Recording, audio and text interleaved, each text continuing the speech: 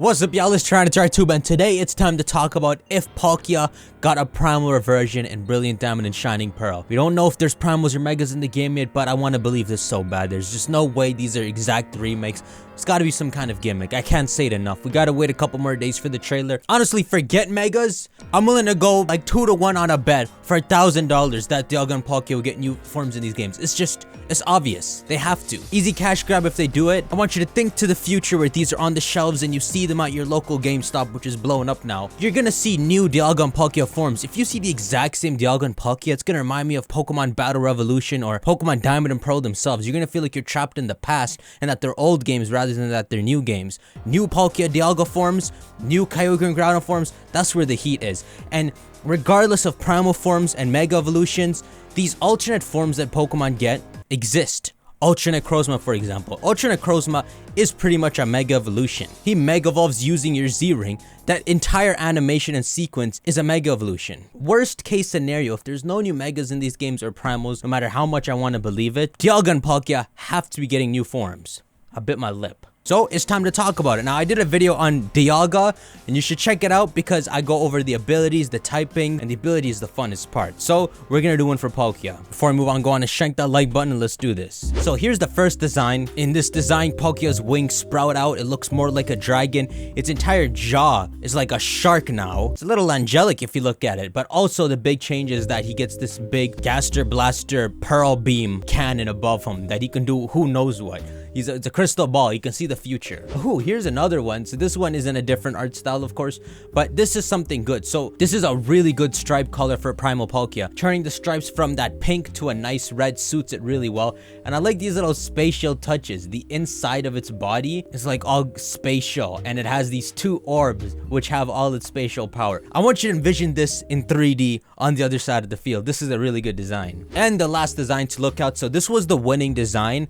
My favorite design for Primal Dialga. Personally, entirely changing him to a black color scheme and all just doesn't fit him as well as the last design. So that makes this the winning design. Master, I don't know what you got in the bank, but we're gonna need that Primal Palkia for the covers. Show me what you got. Anyhow, let's move on to the fun stuff. So if Palkia went Primal or got any kind of form change like Ultra Necrozma, its typing would stay the same. It would stay Water Dragon. Water is like its element, Dragon is its main typing. They go hand in hand. It's not like he's gonna lose one typing or the other. You know, unless Game Freak changes the strings a bit and both Dialga and Palkia in their new forms turn like Dragon Psychic, I think Dragon Water is going to be Primal Palkia's typing. For Palkia's stats, I went with a different approach of just making him a powerhouse.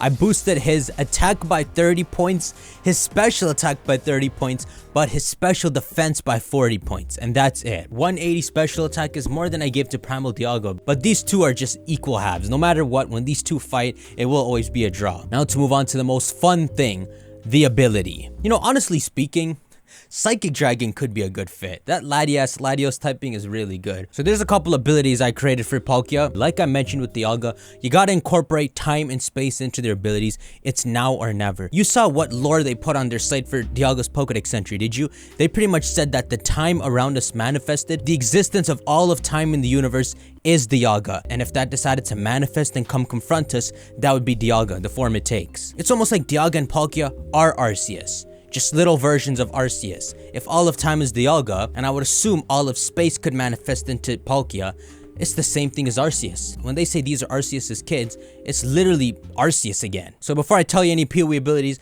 this is my winning ability that I gave for Palkia if he went Primal, got a new form, and it's called Space Shift. For Dialga, I gave him Time Skip, if you remember what that was. For this one, Palkia goes from Pressure to Space Shift. And the effect of Space Shift is that when Palkia is on the field, moves used in succession boost their crit rate. So pretty much, if you continue to use Hydro Pump again and again and again, the chances of a critting will increase. So let me just give you a rundown of how crits work in Pokemon. There are 4 stages to getting a critical hit. Trust me, this will clear everything up. By default, when you use a move, the chances of a critting is 1 in 24. That's about a 4% chance of landing a crit. That's why it always happens when you least expect it. But remember, there are 4 stages, and there are ways to boost your crit rate. So for example, the ability Super Luck, that actually boosts your crit chance to stage 1. And other things that can boost your crit chance to stage 1 are the items Razor Claw and Scope Lens. At stage 1, your chance of critting triple and go up to 12%. Stage 2, this is achieved by stuff like Farfetch'd holding a stick or Surfetch'd holding a stick. You know how often that crits. And this quadruples your chance of landing a crit at stage 2, making it 50% chance. That is why Surfetch lands them left and right. The other way to get your crit to stage 2 is like the dire hit, which no one uses. And also focus energy, that boosts your crit chance to stage 2. And then there's the final stage, stage 3, where it's 100% chance of landing a crit. You are always landing it. So if we have a Pokemon and it's holding the Razor Claw, boost it to stage 1, and it uses focus energy, boost it to stage 3, now it's always landing a crit. Let's hope that makes sense. Or else this was pointless. What Palkia's ability does is, the more you use, for example, Hydro Pump in succession, the crit chance boosts again and again and again. There's similar items to this, like the item Metronome, where if you continue to use the same move again and again and again, it does more damage. So Palkia, originally using Hydro Pump, is at stage 0, has a 4% chance of landing a crit. If it lands on the second turn, if Palkia uses Hydro Pump again, the chances are now 1 in 8. If he uses on the third turn in succession, it's 1 in 2. And if Palkia launches 4 Hydro Pumps in a row, it's 100% chance to crit. Now, metagame wise, you're gonna see Palkia on the field and you're not gonna let him use the same move again and again. So you'll predict even the fact that he's gonna want to use the same move again, and it's easy to predict what move Palkia is gonna use, and you'll outsmart him. But the main thing this does is give value to his move known as Spatial Rend. Some of you know this because not everyone uses Spatial Rend, but Spatial Rend actually has a secondary effect where it has a high crit ratio. So you know, moves like Slash and Cross Chop, which say they have a higher chance of landing a crit, that boosts it to stage 1, where it's a 12% chance to land a crit. Palkia's Spatial Rend can do this. So essentially, if you remember the ability I gave Dialga, this puts Dialga using Roar of Time and Palkia using Spatial Rend in a whole other mess when they're fighting each other. Who knows what way it'll go. That means once Palkia uses Spatial Rend twice, you have to be terrified, because if he launches that again, there's a high chance it's about to crit you. And then in the nature of Pokemon being Bull, there's that little sliver of hope that Spatial Rend has 95 accuracy, and so that they may miss and break their chain. Space Shift is the best ability I could come up for Palkia, but there's more to this. So for example, Space Shift affects all the Pokemon on the field, not just Palkia. So pretty much it just turns the entire field into a bloody crit brawl, and everyone's critting each other left and right while Palkia is on the field. He's shifting space into this kind of field. So if you notice, both abilities I gave to these Pokemon speed up the momentum of the battle, and when they're versing each other, it's something else. So just to get into stupid territory of abilities I rejected when making these videos, for example, for Dialga, in the Dialga video, one of the abilities I rejected was something called Future Attack, where pretty much, let me see how to say this, it pretty much makes it so all attacks land the turn after. So Dialga uses Roar of Time, it doesn't happen this turn, it lands the turn after. Opponent uses Moonblast, it doesn't happen this turn, it lands the turn after while you're preparing your next attack. It makes everything a future sight. But I rejected it because, I don't know, it creates a fun game where you know what attack's about to hit you, so you choose to switch out or prepare another attack for the momentum of the game. And then there are changes you can make to the ability, like it only affects steel types, or it only affects steel moves. But yeah, I rejected it because that's too much. So the parallel ability I rejected from Palkia is something called Parallel Space, where I wanted to make it so Palkia is the master of space. So something like moves deal damage to both the enemy and you. So if Sylveon uses Moonblast on Palkia, the Moonblast affects both of them, does half damage to each, and both of them have that chance of losing their special attack. And then if you want to improve on that ability, something like it only affects non-water types. You can see why I rejected them. They really suck as abilities. It's just fun to poke at the fact that Dialga's a steel type and Palkia's a water type,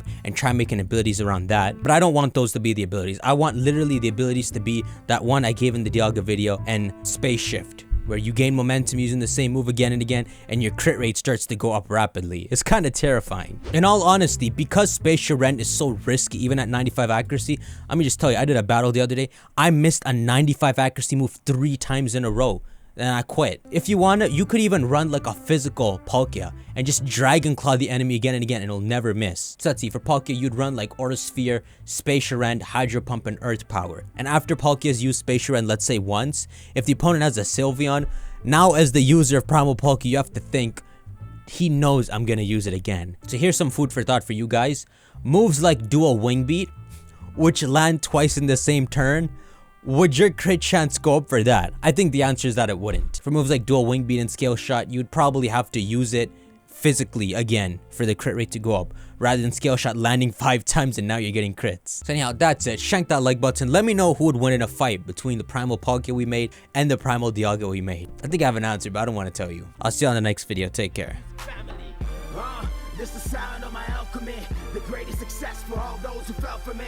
I always respect the friends who wish well for me and live until the end and die. All time will tell for me, but I ain't going anywhere, believe me.